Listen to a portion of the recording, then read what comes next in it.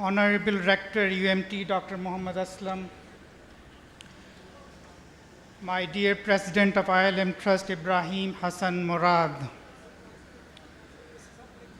members of the Board of Governors,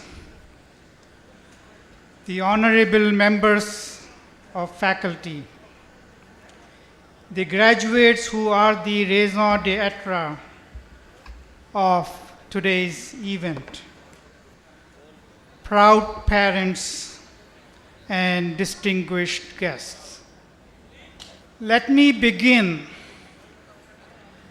by expressing our profound gratitude to Allah, Lord of the worlds, who enabled us to see this important milestone in our lives, who taught man by means of pen,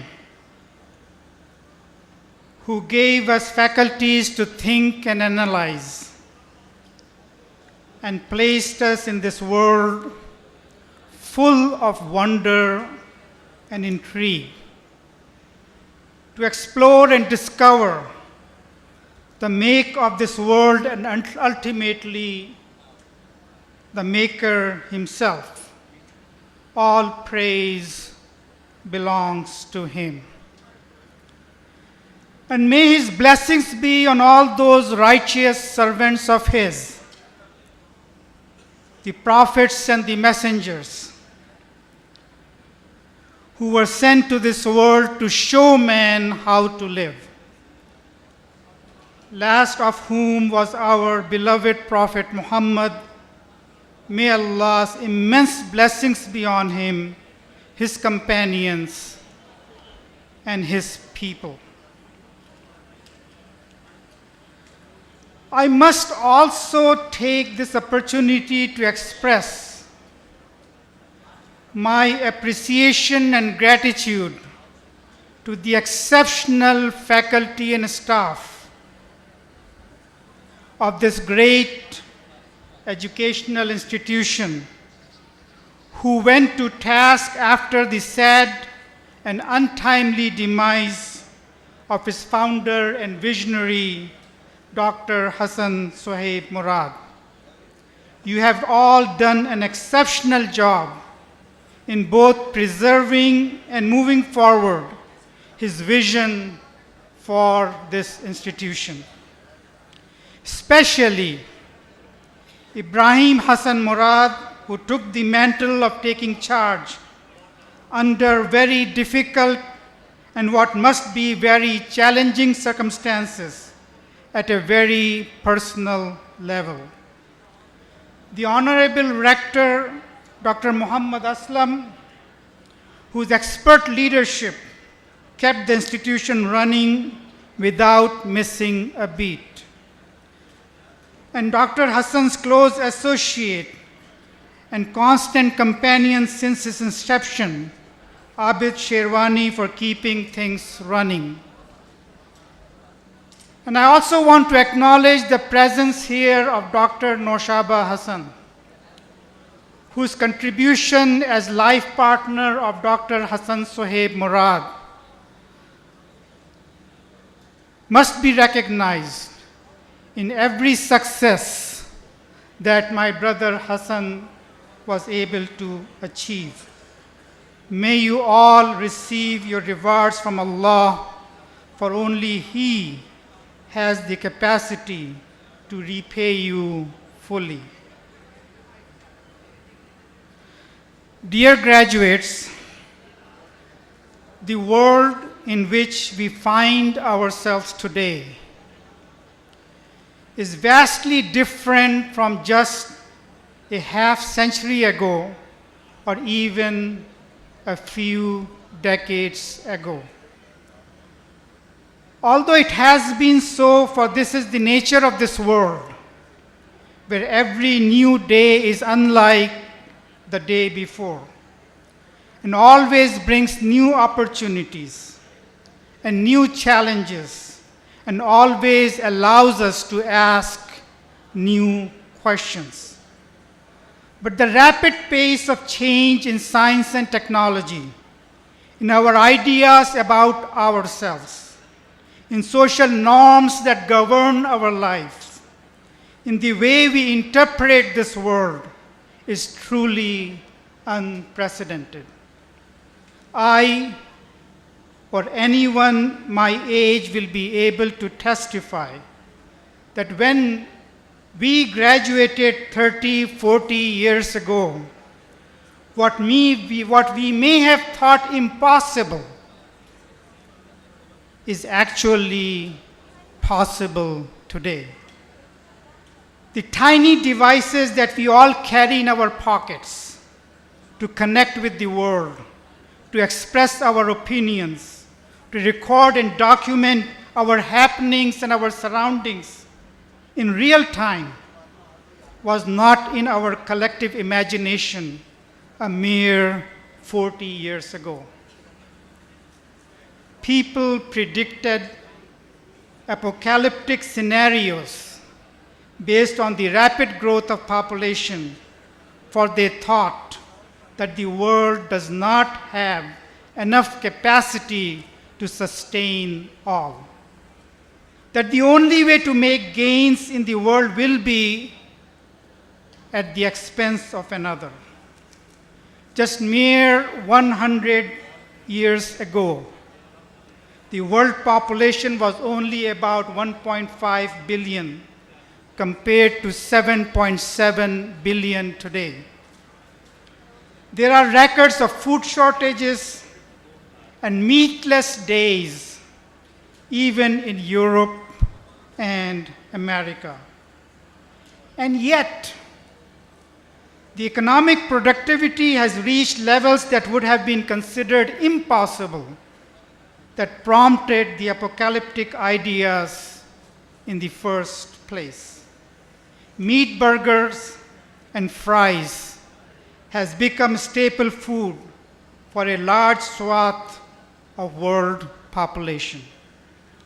So let me tell you, there is not and never been a shortage of knowledge, skills, and intelligence to conquer the world, to make living possible, to improve the quality of life, to add to the knowledge base that enables us to resolve the complexities of life.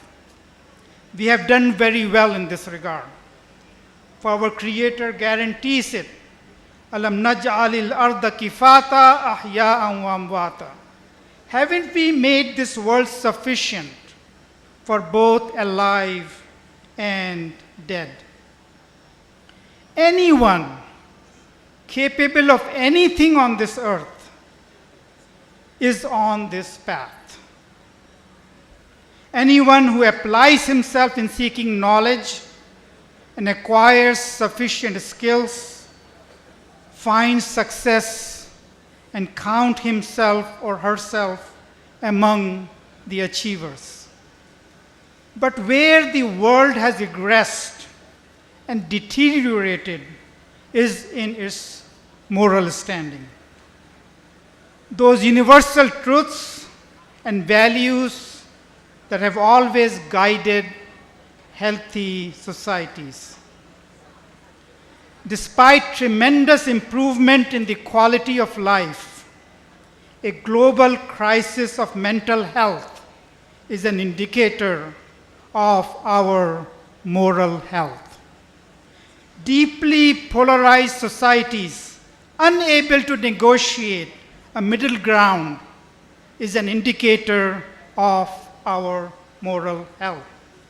Breakdown of familial relations is an indicator of our moral health.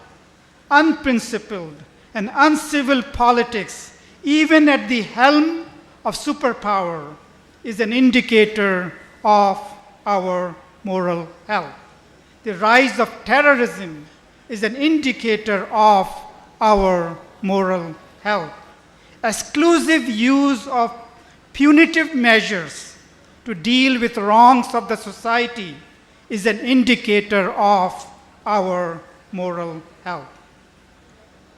So the question we must ask is what brought us here. What can we do about it?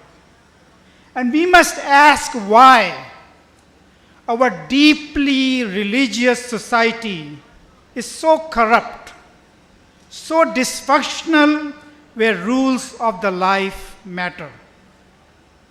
My dear graduates, my sons and daughters, as you step into the practical world, as you start your journey in the real life, as you gain independence from old dependencies and chart new path forward, it's your burden. And the consequences, good or bad, are yours too. You own the future that you are going to face tomorrow. Here I don't mean to reduce in any way the importance and essentiality of the knowledge and skills that you worked so hard to acquire, for which you will receive your well-deserved recognition and certification today.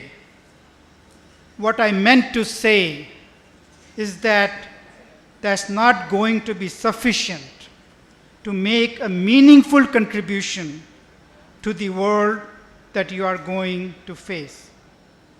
Especially for us, people of faith who believe in a world beyond this world that cannot be everything that you want from your life. Today's world is ripe for you to apply a moral element to your technical knowledge and skills. That you look at the world not just in technical and scientific terms, but also in moral terms. That you make your life about something bigger than your own selves, your immediate needs, your desire to make it in the world. The world that you are going to face is a world filled with possibility of change and improvement. A world that is craving for someone to soothe its soul. Someone who is willing to cultivate once again the humanity that we are born with capacities to rise and become the best, or to fall and deteriorate to mere animals or worse. I pray that Allah enables you to recognize the bigger things in life and do your best, that you achieve success both in this world and the next world. Thank you.